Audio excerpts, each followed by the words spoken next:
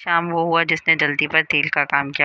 عائلہ نے زین کے فون پر سارا نامی لڑکی کا ایک میسج دیکھا جس پر لکھا تھا، زین آج رات کا پلان فائنل ہے نا؟ میں بہت ایکسائٹیڈ ہوں۔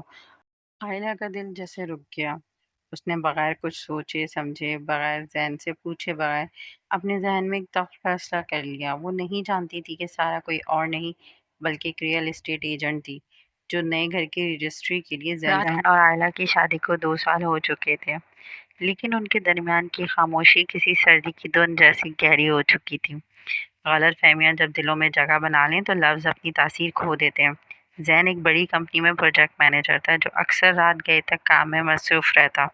عائلہ سمجھتی تھی کہ زین اب اس سے دور ہو رہا ہے، اس کی محبت ختم ہو چکی، لیکن وہ یہ نہیں جانتی تھی کہ زین دن رات ایک کر رہا تھا تاکہ وہ عائلہ کا سب سے بڑا خواب پورا کر سکے، اسے ایک نیا گھر تحفے میں دے سکے۔ پھر ایک شام وہ ہوا جس نے جلدی پر تیل کا کام کیا۔ عائلہ نے زین کے فون پر سارا نامی لڑکی کا ایک میسج دیکھا جس پر لکھا تھا، زین آج رات کا پلان فائنل ہے نا؟ میں بہت ایکسائٹیڈ ہوں۔ عائلہ کا دل جیسے رک گیا۔ اس نے بغیر کچھ سوچے سمجھے، بغیر زین سے پوچھے، بغیر اپنے ذہن میں ایک دفعہ فیصلہ کر لیا۔ وہ نہیں جانتی تھی کہ سارا کوئی اور نہیں بلکہ ایک ریئل اسٹیٹ ایجنٹ تھی جو نئے گھر کی رجسٹری کے لیے زین رات کا کو جب انتظار زین کر تھکا رہی ہارا تھی۔ گھر لوٹا تو استقبال گرم جوشی سے نہیں بلکہ عائلہ کی طنز اور آنسوؤں سے ہوا۔ عائلہ نے روتے ہوئے کہا، تمہیں اب میری ضرورت ہی کہاں ہے زین، تم تو کہیں اور بزی ہو۔ زین نے تھکے ہوئے اور غصے کے لہجے میں جواب دیا، اگر تم مجھ پر بھروسہ ہی نہیں کر سکتی تو میرے پاس اس فضول بحث کے لیے وقت نہیں ہے۔ بات سلجھانے کے بجائے مزید الجھ گئی۔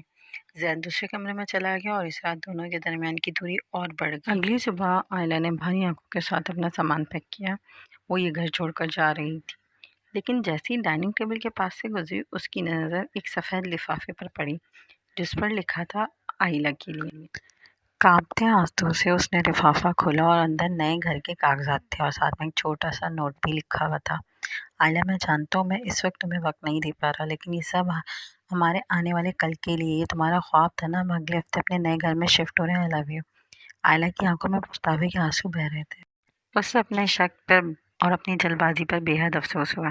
اسی وقت گھر کا دروازہ کھلا اور سامنے زین کھڑا تھا۔ اس کے ہاتھ میں عائلہ کے پسندیدہ سرخ گلاب تھے۔ وہ رات کی تلخی کے لیے معافی مانگنے آیا تھا۔ عائلہ نے بغیر کچھ کہے دوڑ کر زین کو گلے سے لگا لیا، روتے ہوئے اپنی ساری غلط فہمی، سارا کا میسج اور اپنا شک زین کے سامنے رکھ دیا۔ زین پہلے تو حیران ہوا، پھر اس کے چہرے پر ایک پیاری سی مسکراہٹ آئی۔ اس نے عائلہ کے آنسو صاف کیے۔ زین نے نرمی سے کہا، پاگل ہو تم، میرا ہر دن، میری ہر محنت صرف اور صرف تمہارے لیے ہے۔